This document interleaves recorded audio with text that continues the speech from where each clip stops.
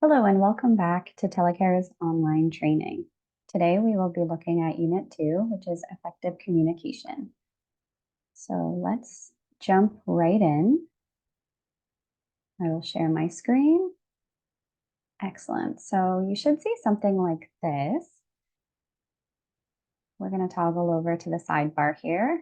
So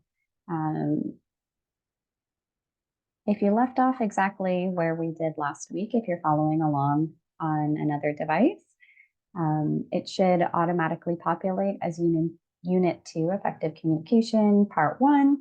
And if not, you can exit the lesson and go back to the home page and manually uh, search for Unit 2. For those of you who are not using the app to follow along and are just following along through the desktop version with me today, I will note that there are a few embedded videos, and unfortunately, due to technology limitations, I'm not able to share them in this slideshow or in this video as I go through. But what I can do is in the comment section, I can link the videos that you can refer to later. Or if you are following along on your phone or an iPad or another laptop or another technology device, feel free to pause this video as other videos pop up, watch on your device, and then you can hop back. Just some technological notes before we get started. So some learning objectives for Unit 2 are that by the end of this unit, you will have a basic understanding of active listening techniques, types of listening styles, distinction between empathy and sympathy, and the stages of a call. Listen is a verb that means to pay attention to someone or something in order to hear what is being said, sung, played, etc.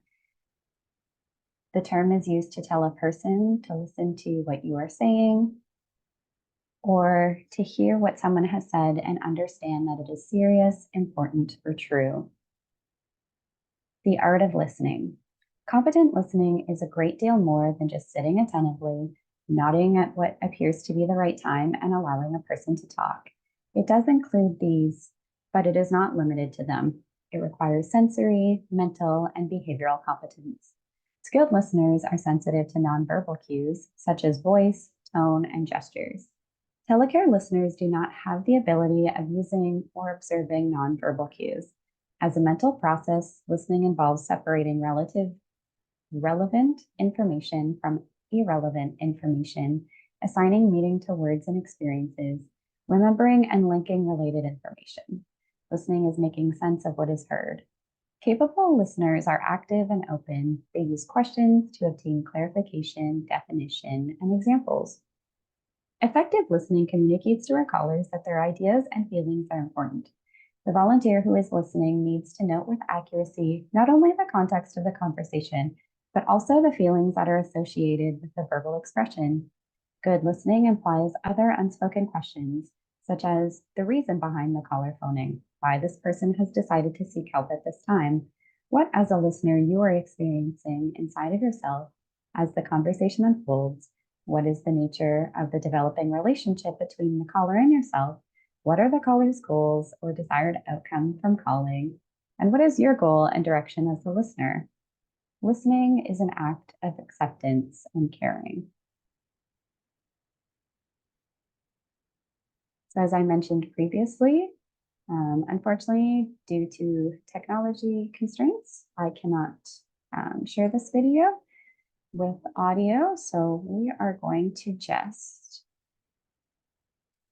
skip over the video.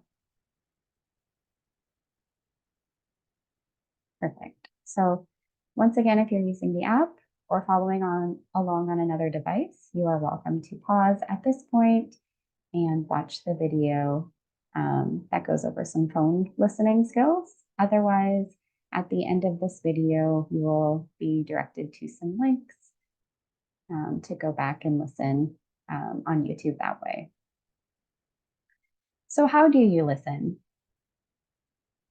Do you ever decide to share a problem with someone else and then later wish you hadn't? Maybe it was because you chose the wrong kind of listener, possibly one of these 5 common types.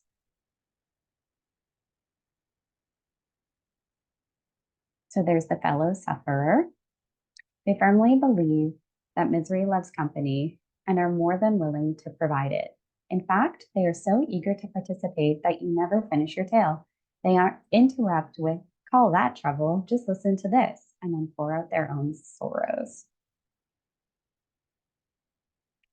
So the problem is this listener is not valuing or validating your feelings. Is this helpful? How does this make you feel?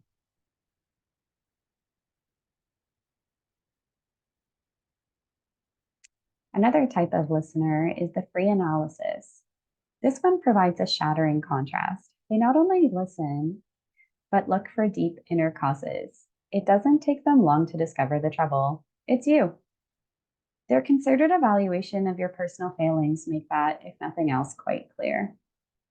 This listener is not valuing or validating your feelings. Is this helpful? Take a moment to reflect. How does this make you feel? The echo chamber. This listener is all ears with little, apparently, in between. They hear, for example, that you've lost your billfold together with a week's pay. Comes the echo. So you lost a week's pay, huh?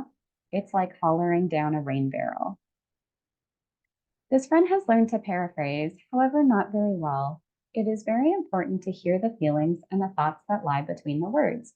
Was there ever a time that you just completely missed the point? The no sale listener. Your second confidant or this confidant is a strong proponent of even exchange. They keep their troubles to themselves and would like you to do the same. They may suggest by implication that you tell it to the Marines, the judge, or the chaplain, or they may brush you off with a few words that say, in effect, don't cry on my shoulder, pal. I just had this soup pressed. The stock observation is things are tough all over. Some folks just don't want to hear of others' problems, perhaps because it makes them feel helpless, or maybe they have underlying issues that make it difficult to listen. Is there anything that would be difficult for you to listen to with empathy? The deluge. How can you stand it? This one cries. Let me help. Before you know it, petitions are circling, neighbors are bringing in plates of cookies, and an attorney is hired to bring your case to the highest court. The telephone is alive with well wishers. Now think, have you ever just needed to vent? You didn't want anyone fixing things for you. You just needed to be truly heard, valued, and respected. Often we need to say things out loud and hear them from another's point of view in order to find clarity. Some tips to remember: listen. Don't change the subject or introduce your own worries. Listen empathetically, not critically. Be slow to pass judgment for or against. Show real interest or none, but don't fake your feelings. Help if you can, but only offer the help that is appropriate, needed, and acceptable. So now we're going to look at the difference between empathy and sympathy. Empathy occurs when we focus our intention on the feelings and the situation of our caller, on trying to understand those feelings and experience what the caller is experiencing. Empathy is entering into the feelings and experiences of another without losing oneself in the process. Feeling not as the client, that is, it's the client. That quote by Compton and Galloway in 1999. Sympathy occurs when we are preoccupied with the parallel between our feelings and the feelings of others. We are not so much concerned with the reality and character of our caller's situation as we are with the analogy between them and ourselves. The analogy takes all of our attention, and the understanding of the other person is not our objective. When we are sympathetic and we are still conscious of our own state of mind and needs, we remain more aware of our separate identity. Empathy is an essential tool in helping through listening. It is an attitude of understanding and the use of effective listening skills, which communicates to callers that you are listening and that you are trying to understand what they are experiencing in that moment. The use of empathy throughout a call to build can help to build trust with the caller. Empathy literally means to feel in, to stand in another's shoes for a moment, to get inside his or her feelings. It means you identify for the moment with another's feelings and experiences. When listening with empathy, it is important not to use the phrases such as, I know just how you feel. You may know how you would feel in a similar situation, but can never know exactly how the caller feels. Our callers will feel much more at ease if they feel that you are honestly trying to understand his or her situation and feelings. So, once again, empathy is a noun. It's the feeling that you understand and share another person's experiences and emotions, the ability to share someone else's feelings. Sympathy, also a noun, is the feeling that you care about someone and are sorry about their trouble, grief, misfortune, etc., such as a sympathetic feeling. It is not always wrong to feel sympathy with a caller. We all have life experience, and sometimes when shared, it can help those who are troubled realize that they are not alone. However, we must be careful of imposing our feelings, strategies, and experience on a caller. We are here to listen to their story, not to tell ours. Excellent. So now we're going to move ahead to part 2.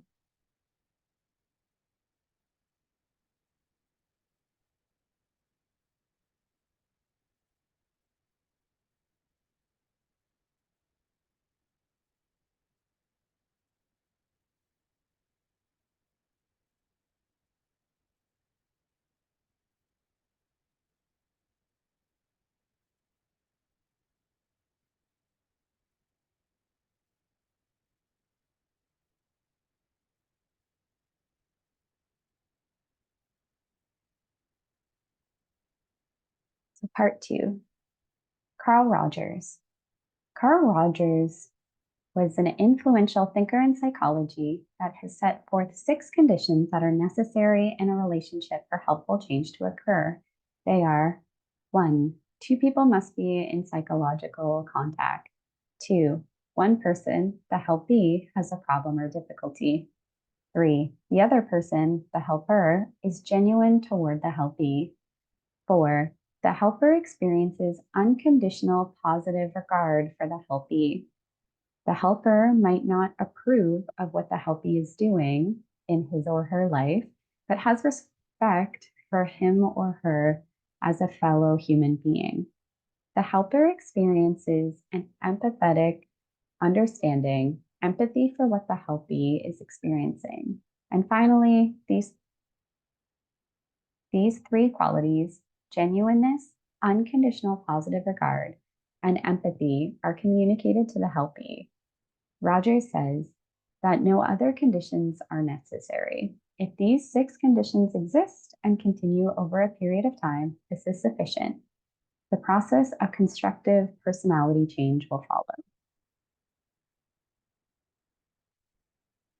Active listening works in the following ways. It helps the caller feel deeply understood and cared about because it is evident that somebody is listening attentively. It is based on the idea that feelings are the cause of behavior and that both feelings and behavior can be understood, changed, or modified. It promotes self-acceptance through warmth, validation, and encouragement. It helps the caller clarify their own feelings and thoughts as the listener remains objective.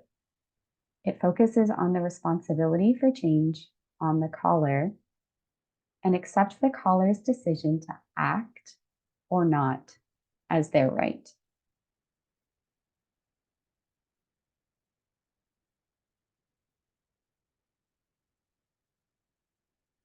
So once again, here's another video that addresses 5 ways to listen better. But we are going to skip forward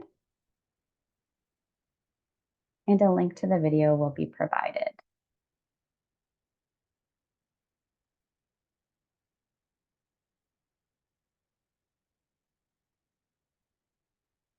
Active listening. Listening is one of the most important skills that we can have. How well we listen has a major impact not only when volunteering with Telecare, but in our workplace as well as in our personal relationships. We listen to obtain information, to understand, we listen for enjoyment, and to learn. Given all of the listening we do, you would think we'd be good at it. In fact, most of us are not, and research suggests that we remember between 25 and 50% of what we hear. That means that when you talk, less than half of what you are conveying has been heard. That is dismal. Turn it around, and it reveals that when you are receiving directions or being presented with information, you aren't hearing the whole message either. You hope that the important parts are captured in your 25 to 50%, but what if they're not? Clearly, listening is a skill that we can all benefit from improving. Tip: good communication skills require a high level of self awareness. Understanding your personal style of communicating will go a long way toward creating good and lasting impressions with others. The way to become a better listener is to practice active listening. In active listening, we are genuinely interested in hearing and understanding what the other person is thinking, feeling, or wanting, and we are active in checking our understanding before we respond. We restate or paraphrase our understanding of their message and reflect it back for verification. We make a conscious effort to hear not only the words that another person is saying, but more importantly, try to understand the complete message being communicated. In order to do this, you must pay attention to the other person very carefully. You cannot allow yourself to become distracted by whatever else may be going on around you, or by forming responses that you'll make when the other person stops speaking. Nor can you allow yourself to get bored and lose focus on what the other person is saying. All of these contribute to a lack of listening and understanding. Tip: if you're finding it particularly difficult to concentrate on what someone is saying, try repeating their words mentally as you say them. This will reinforce their message and help you stay focused. If you do become distracted, it is never wrong to apologize and ask the caller to repeat themselves. As a telephone distress line volunteer, one large aspect of listening is eliminated, and so we must work harder to truly listen and understand. Without the visual cues afforded through face to face communication, it becomes extremely important to use the steps in active listening and learn to paraphrase and reflect appropriately in order to best understand our caller's feeling. Tip: while our callers cannot see you, they will be able to hear if you are distracted or multitasking. Always, prior to answering the phone, prepare yourself. Sit up straight, remove distractions such as books, TV, electronics, etc. Smile and use appropriate body language as though you were speaking in person. Our callers will hear your welcoming attitude.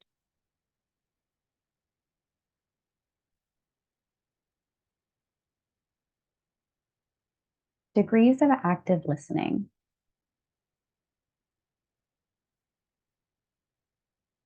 A listener hopes to master the third degree of active listening, resulting in an enhanced quality of communication. The proper use of active listening results in getting callers to open up, avoid misunderstandings, and build trust. All communication can be affected by barriers such as distractions, trigger words, vocabulary, emotions, prejudices, biases, and so on.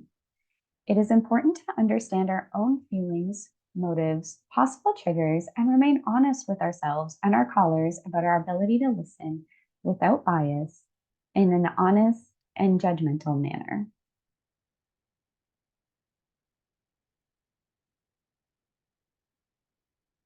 Degrees of active listening.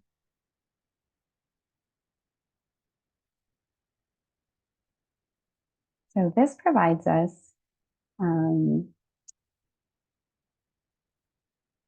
just trying to figure out a way that I can view so that you can all see. There we go. So some degrees of active listening, there's repeating, paraphrasing, and reflecting.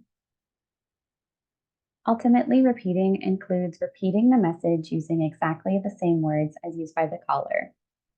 Paraphrasing indicates rendering the message using similar words and phrasing as the caller.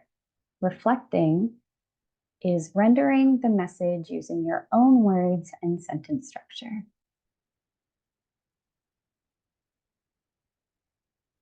So we're going to get into those concepts a little bit more. There are many different techniques and a range of responses that allow us to demonstrate our interest, acceptance, understanding, and concern for the caller. This establishes an atmosphere in which the caller can function without having to defend or justify themselves. Reflecting. This is the process of paraphrasing and restating both the feelings and words of the caller.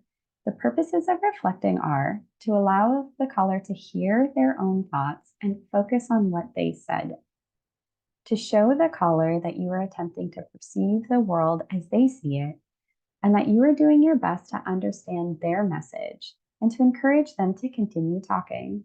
Reflecting is very important at the start of your phone calls at Telecare. Do not ask questions unless absolutely necessary. Listen, reflect, and let the callers know you care. Later on in the conversation is when you can assist the callers in exploring their situation by asking open-ended questions. So what reflecting sounds like is, it sounds like you're saying, I'm wondering if I hear you saying that, or things like, I get the feeling, I sense that, you seem to be, it seems like, it could be that, I understood you to say, and so on, just as some examples.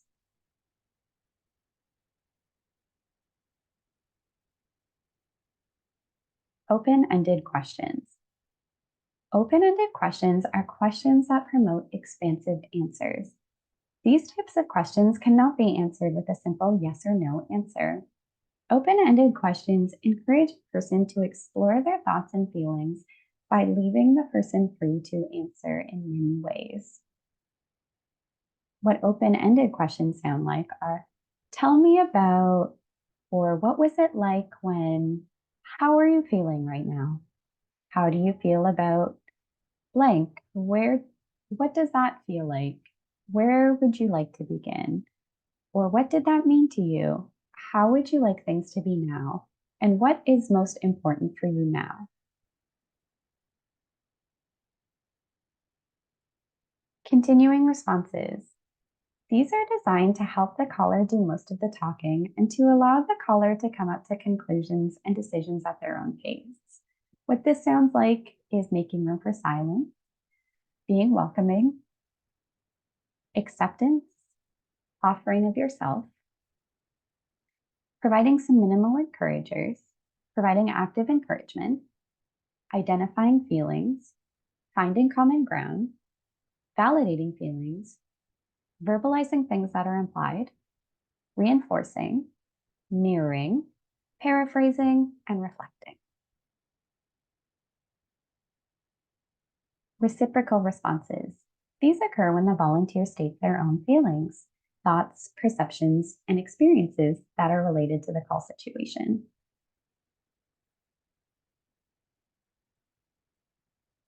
What this looks like is demonstrating calmness and strength to the caller, which is mostly done with tone of your voice and pace. The use of I messages. For example, taking responsibility of your feelings. I'm uncomfortable. I am feeling, and so on. Apologize for your mistakes. For example, I apologize. It was inappropriate for me to say such. Verbalize how you feel. I'm worried about you. I'm worried that you will get hurt. Extend hope. Use positive language. Share your perceptions. Set some limits. For example, if you continue to say or do or use inappropriate language or be threatening, I will end the call. Show respect. For example, You know what is right for you or what works for you to the caller. Offer support. I know you can do it. And seek consensus. Let me see if my understanding is the same as yours. Leading responses. This type of response is where the volunteer takes more responsibility for the process of the call without actually taking over.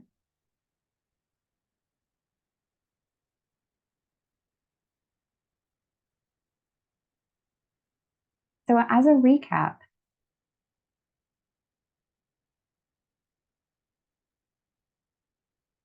1, I feel willing and able to be a good listener.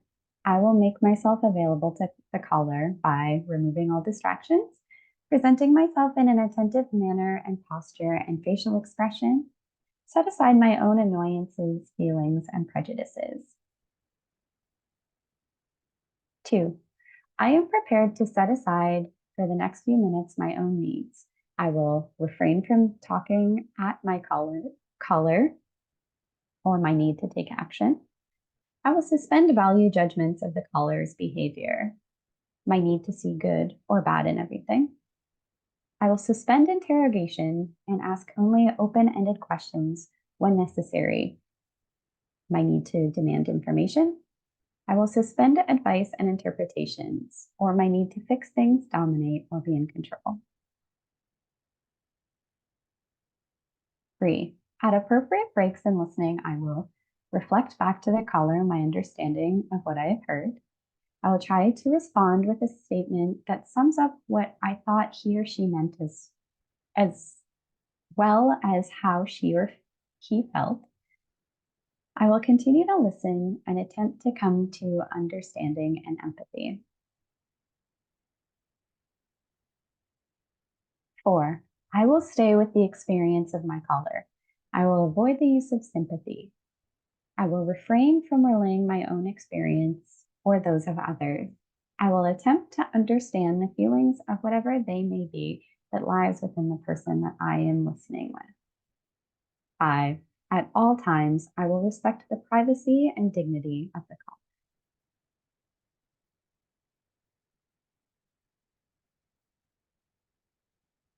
All right, so you may have seen this resource before. Um, it may be in the call center, in the volunteer binder, or in the shared resources documents. Or you may have come across it in your own experience as a student or as a volunteer. We're going to go over it for those who haven't seen it, and also it is just a good resource to review. So, the stages of a call. Every call will not follow this pattern, and some may remain orbiting around one of the stages. For some callers, it may take several calls to get past the place where they and you feel that you have built a rapport. Some may never want any information, but just need to vent. It is often difficult to smoothly end a call, particularly with a lonely caller. However, it is a good guideline and a model to strive for.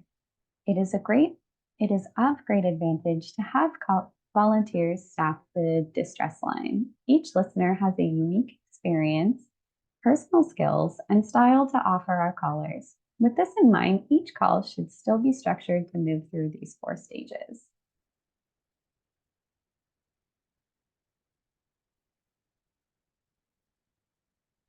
The stages of the call being stage 1, rapport, stage 2, explore, stage 3, support, and stage 4, ending. Before we even begin a call, we must not forget that the caller has spent much time, emotion, thought, and perhaps concern into picking up the phone and making this call. The caller has already put a lot of hard work to get this conversation going. Once we answer the phone, hello, Telecare here, the stages begin. Stage 1, rapport. This stage is usually brief, but very important. We must convey feelings of caring and acceptance through voice. And with just those 3 little words, hello, Telecare here. Once the call has started, the caller has chosen to stay on the line. We must continue to build rapport. This is achieved through tone of voice, often matching the caller's tone, by not rushing the caller, by paraphrasing, and by acknowledging the importance of the caller's feelings through empathizing. Voice tone matching is an important tool in handling distress calls. If a caller's voice is quiet and sad, we do not become energetic and loud, but remain soft-spoken. However, if a caller displays anger and is loud, we do not respond in the same manner. Rather, we speak clearly in a softer tone, and the caller will tend to match us. Paraphrasing. As previously mentioned, it is essential to building rapport. It is used to check your understanding of what the caller is saying and feeling. Be careful not to parrot. Parroting will destroy the rapport that you are building.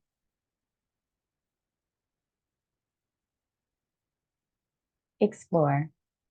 This stage of the call is the most difficult and the most important. Once you have established rapport, you want to help the caller move away from talking about how they feel to talking about what happened to make them feel this way. This is accomplished by bridging the transition from one stage of the listening model to the next. Bridging statements allow you to guide the caller into the next stage of the conversation. These parts of the call are usually one or two statements or open-ended questions. Asking questions is a large component of active listening, making sure that we are not interrogating, that we are paraphrasing, and using open-ended questions. When we think of questions, we think of the who, what, where, when, and why, and how questions. Although why is included in open-end questions, one must be careful on how they phrase such questions. Try to rephrase how you ask a why question. For example, instead of asking, why are you feeling sad? You could ask, what happened to make you feel sad? Why questions can be perceived as threatening and interrogating. Some examples of questions that focus on concerns are, where would you like to begin? Can you tell me what is happening today? Can you tell me more? And what happened today to make you feel this way? Often the caller may speak in a manner that appears to be disorganized and confused, and they may often place the emphasis of the problem on someone else. You need to help the caller express their concerns on how the problem affects them personally. The caller may have more than one problem or concerns may be interrelated. This is when you have to help the caller set priorities through the use of questions. Otherwise, the call will stay on the orbit of concerns. Here are some examples. Which of these concerns is bothering you most? What is the most important thing you want to deal with today? How does this relate to your main concern? Many of our callers have had past life experiences that contribute to their situations and feelings today. Telecare is a volunteer-run distress line, and we are trained to deal with problems that are occurring right now, as opposed to long-term ones that require intervention on a professional level. The easiest way to stay in the present is to talk about how the caller is affected right now. For example, what is happening to you right now that makes you feel this way? What happened today that influenced you to call?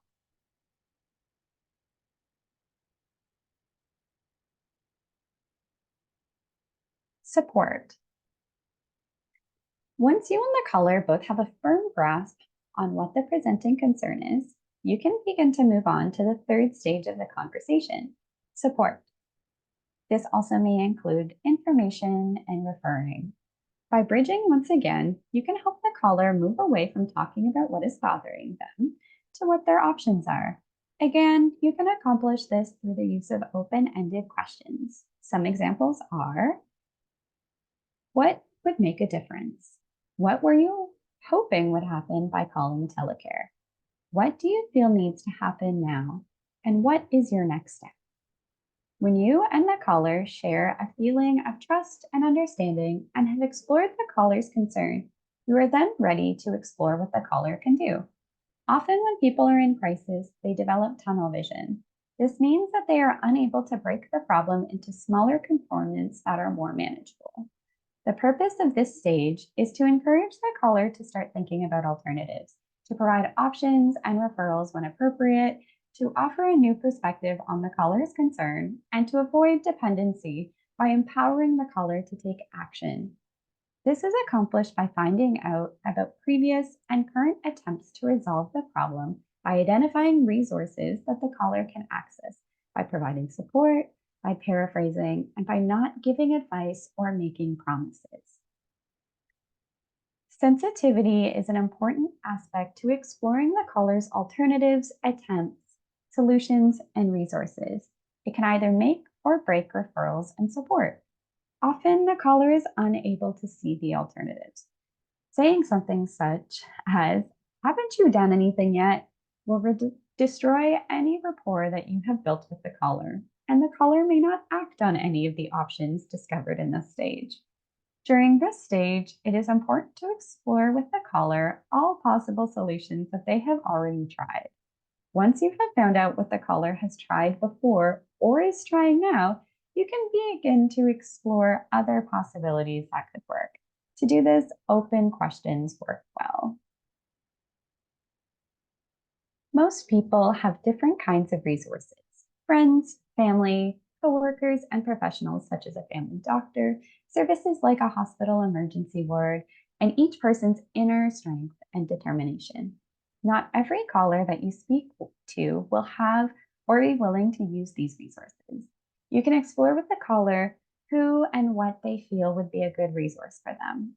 You can also explore how the caller handled tough situations in the past and see if those methods will work for the caller now. Some suggestions to this are: do you know someone who could help you? For example, a trusted friend, a spiritual leader, or family member. Would you feel comfortable asking someone to help you? Has this happened before? And if so, how did you handle it? Or who would you feel comfortable asking for support now? Society conditions Society conditions us to seek advice from experts, so it's not surprising when callers call us expecting advice on how to manage their lives and to solve their problems. Advice can be dangerous. We cannot make decisions for our callers. Seeking advice can be a way of expressing dependency or transferring responsibility for decisions and outcomes to someone else.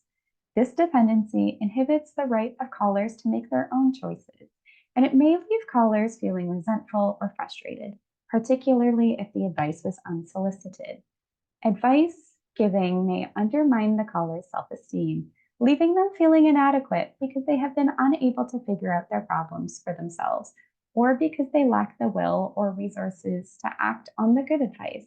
Compton and Galloway in 1999 state that it is not your job to cure clients or callers. Rather, you assist them in recognizing and using strengths that they bring, as well as the resources of their environments. Supporting is used to bolster callers' energy and optimism. Supporting reduces callers' feelings of isolation and provides them with incentive to address their own problems, express their feelings, and begin a process of change. Supporting can also be used to inform callers that they are on the right track and that their feelings and reactions are normal. It also helps callers manage anxiety and stress, thus increasing their energy, self confidence, and capacity for problem solving. Supporting is a form of empowerment. It is the process of helping callers to discover personal strengths and capacities so that they are able to take control over their own lives. It is important to note that you should never promise a caller anything. You cannot promise that we can call them back, and do not promise that the caller can talk to you again. There is a chance that you may not be there when we call next, and we never indicate when a specific caller will be on the phones. Do not promise that a referral that you have made will work, and you must be very careful not to raise false hopes or to promise something that you are not sure can be delivered. Ending.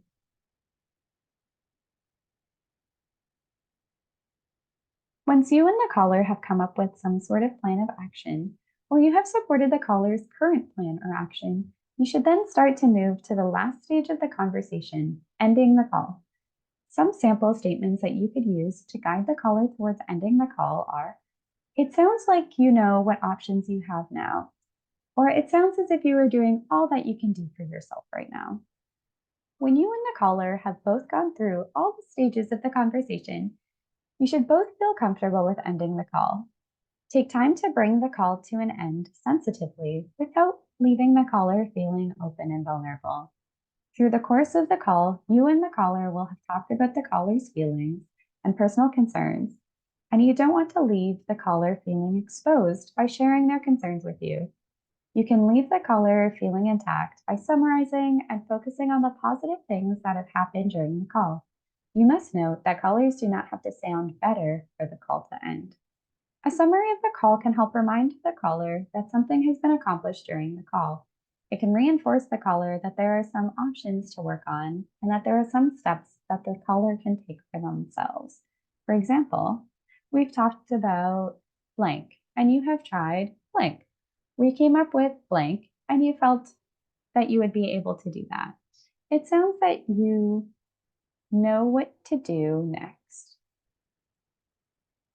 It can help, particularly with a call where there were no concrete solutions, to focus on the positive aspects of the call. Things like the caller's inner strengths, or that the focus of concern can now be defined, are positive aspects to focus on. You can also focus on the caller's power to change the situation, which is called empowerment. Here are some noted suggestions. It sounds like you are able to take care of yourself. You seem strong. I don't know if I could have done what you have done. Calling us was a great first step. I am confident that you can make the next step. It sounds like you are aware of what you need to do next.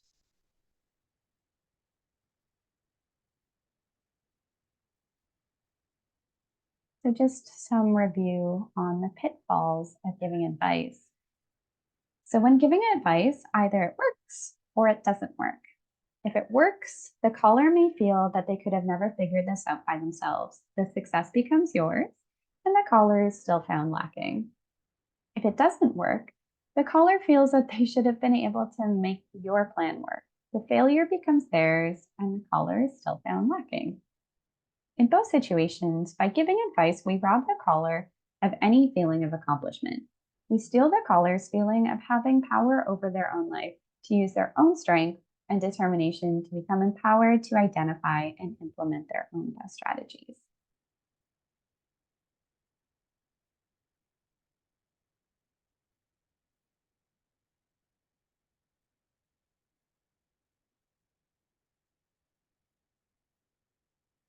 Part 3.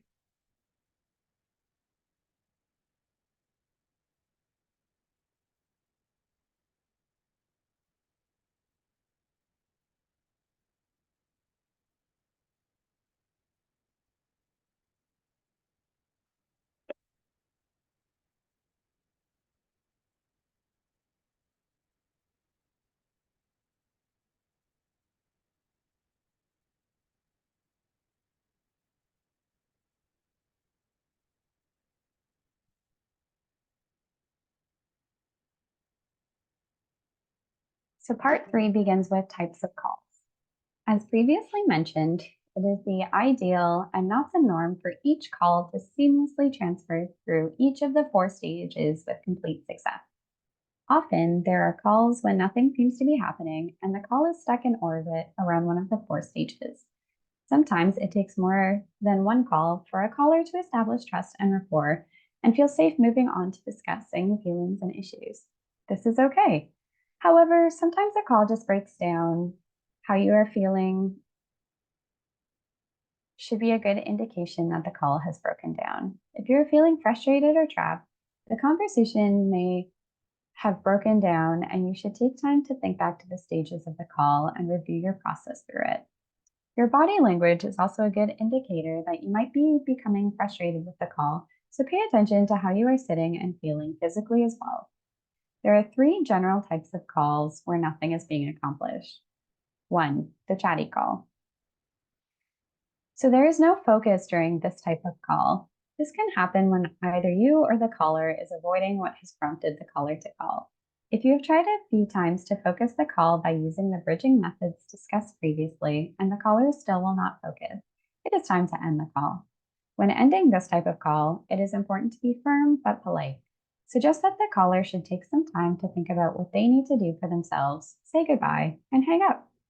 We've talked for a bit, and it seems to me that you should take some time to do what you need to do to take care of yourself.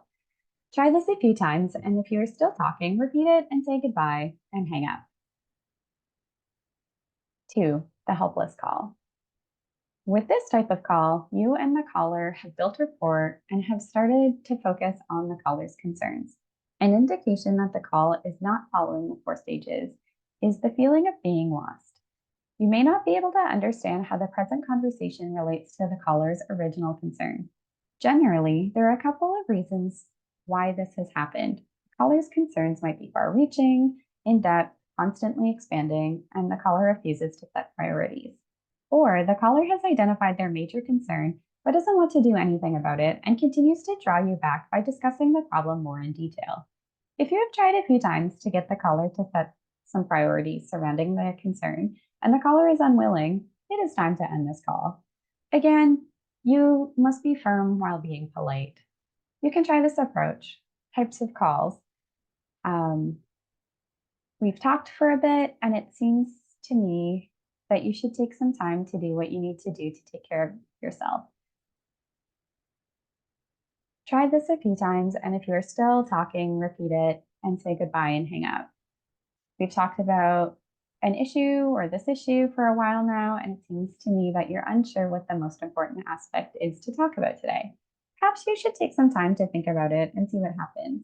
If you have tried this a few times and the caller refuses to end the call, repeat the statement and follow it with a goodbye and hang up. 3. The never-ending call. With this type of call, you and the caller have progressed through the initial 3 stages: rapport, explore, and support. As you try to end the call, you might note that a couple of things can happen. The caller may refuse to go, or the caller may try to introduce a new concern. The caller could try to manipulate you into talking some more. This manipulation can take on a couple of forms, such as threats. If you hang up all ... or the caller may try to compliment you so that you will talk some more. You've been so wonderful. No one has ever understood me like you have. Could you help me with ...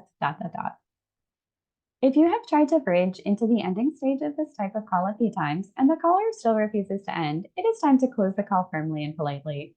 If the caller tries to manipulate you with such threats as, "If you hang up on me, I will kill myself," you must do a risk assessment on the caller to evaluate the degree of suicide risk. Unit 3 will discuss suicide conversations more.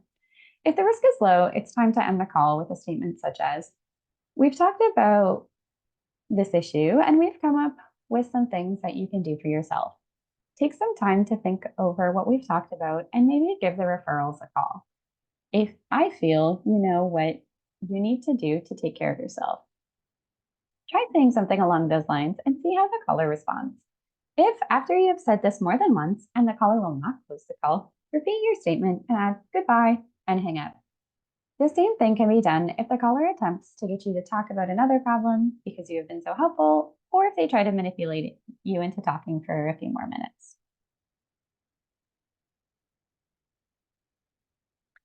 Remember, with the gift of listening comes the gift of healing. As volunteers, we must direct energy to listening.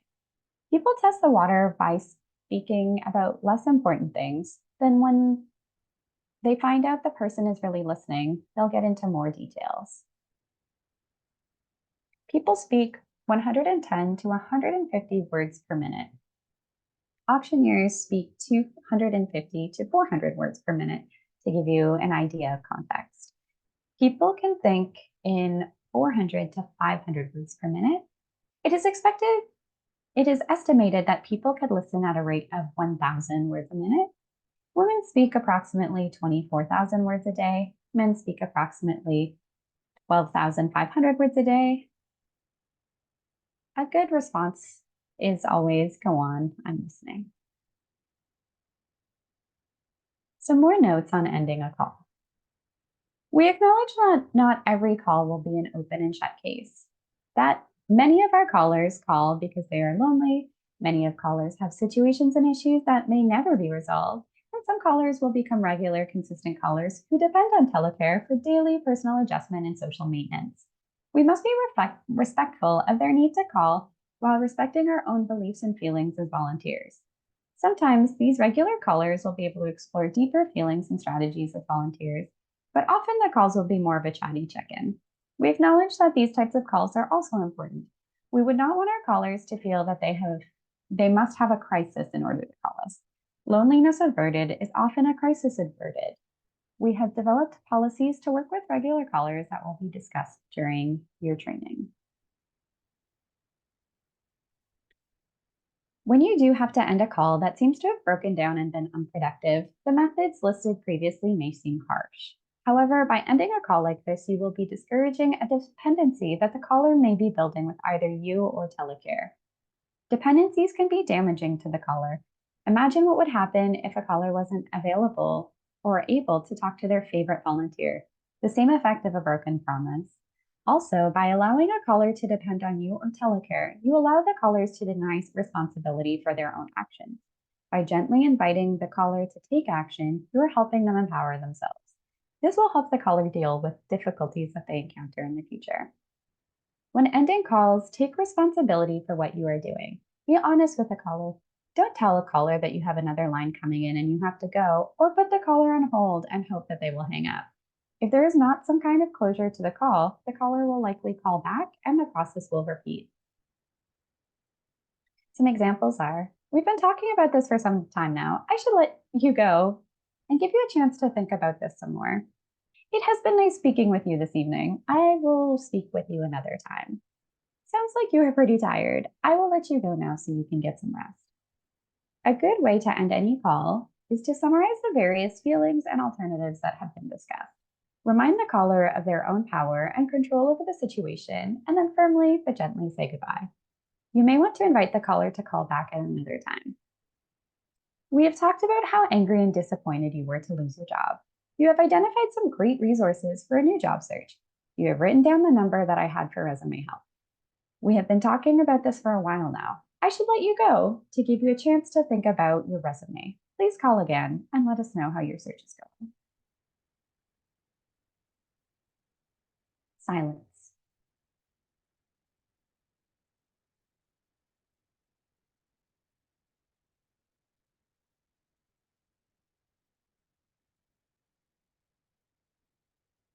Silence.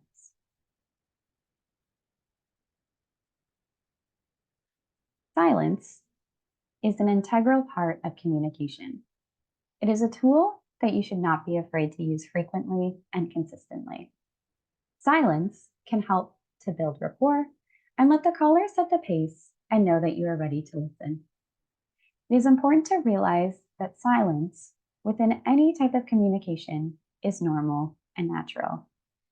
For some, silent periods may be uncomfortable, and a usual method for dealing with this discomfort is to fill the silence. Silent periods are a time for reflection, to collect one's thoughts, to relax, and become more comfortable with the conversation. Silence as a noun is a lack of sound or noise. It's a situation, a state, or a period of time in which people do not talk. A situation or a state in which someone does not talk about or answer questions. Some techniques to handle silent calls. Do not always try to make conversation. Sometimes silences are an effective way to get someone else to talk. Ask open-ended questions whenever possible. Try to match the tone of the caller. Leave a similar amount of silence as the caller. If a caller is reluctant to talk, closed-ended questions requiring a simple yes or no answer may be useful to encourage the caller to speak more. Offer encouragement. Let the caller know that you will be there for him or her whenever they are ready to talk. Determine if the silence is because there may be someone else in the room the caller does not wish to speak in front of. Ask if the caller wishes you to be silent until the coast is clear. Do not talk too loudly in case others near the caller can hear your voice. Some types of silent calls include a call where it is silent throughout, a call where it suddenly goes silent, or one with long periods of silence, or where the caller says very little and the volunteer does most of the talking, or where the caller is afraid to talk, or where the caller silently hangs up. Review the following slides to learn more about types of silent calls.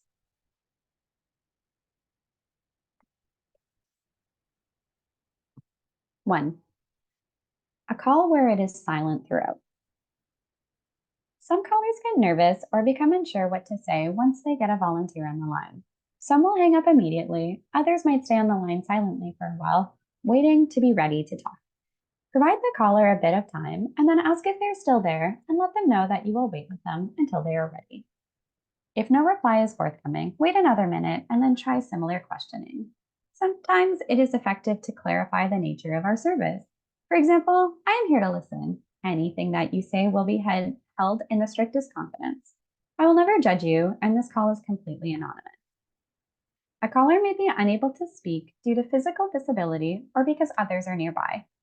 It is important to give a caller the chance to communicate by tapping or beeping buttons on the phone. Once for a yes, twice for no. Are you still there? Can you tap on the phone to let me know if you're still there? Once communication has been established, ask some close-ended questions to establish the caller's safety. Are you okay? Do you need help? Is someone there with you? If this and the other techniques fail to encourage the caller to respond, it may be appropriate to end the call. It is important that you let the caller know that you will stay on the line for another minute and then you will hang up. Be sure to stay on the line for the entire minute and be prepared to end the call if you have not established communication. I can hear that you are there, and I will wait another moment for you to prepare yourself to speak. I am here for you. After the minute is up, I am glad that you called, but I'm going to have to hang up now. I do hope that you will be ready, or I do hope that you will call back when you're ready. It is important to remember that we do not track any of our calls and that we don't have caller ID. So this might be an important thing to mention as well. Specifically, if you are worried that someone is in trouble due to the confidential nature of our service, we cannot track calls. So just adding that to that discussion. 2, the call that suddenly goes silent. This situation usually occurs when someone enters the room, or a caller may even leave the phone unattended for a cigarette or to make tea. With the increased use of cordless or cell phones, a battery could have died. Follow the same general format of the silent throughout call. Listen closely to hear the caller's breathing. If you do not hear breathing, perhaps they have wandered off or the battery has died. It is best at this time to hang up and hopefully the caller will call again. If you do hear background noises or breathing, give the caller a minute of quiet before following the previous procedure. 3, a call with long periods of silence.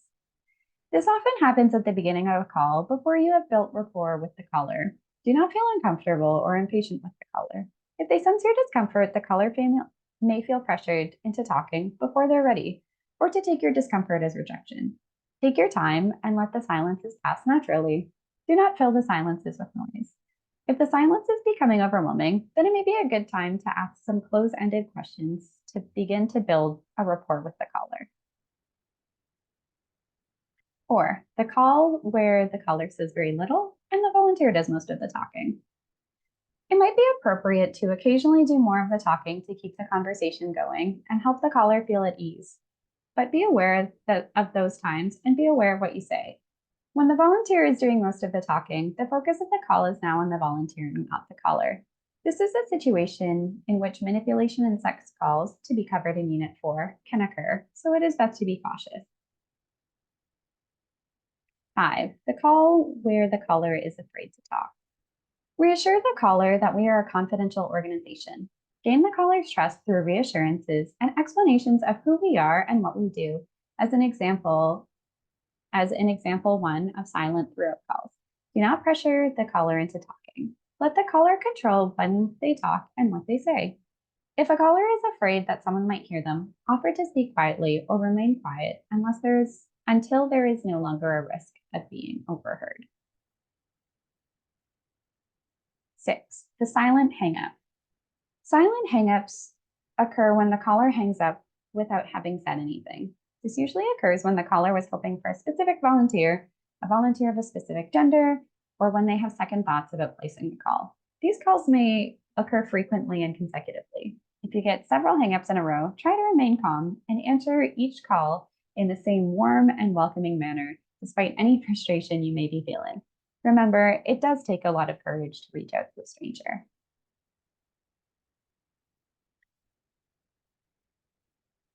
For further reading, there are some recommendations such as the Dale Carnegie Personal Development Training, Interpersonal Communication Skills Test, and the Nonprofit Guide to Mental Health and Wellness. Excellent. So we have now completed the content of Unit 2. As we've mentioned previously, if you're following along on the app, there will be the opportunity at the end of most of, the units to complete a self-evaluation.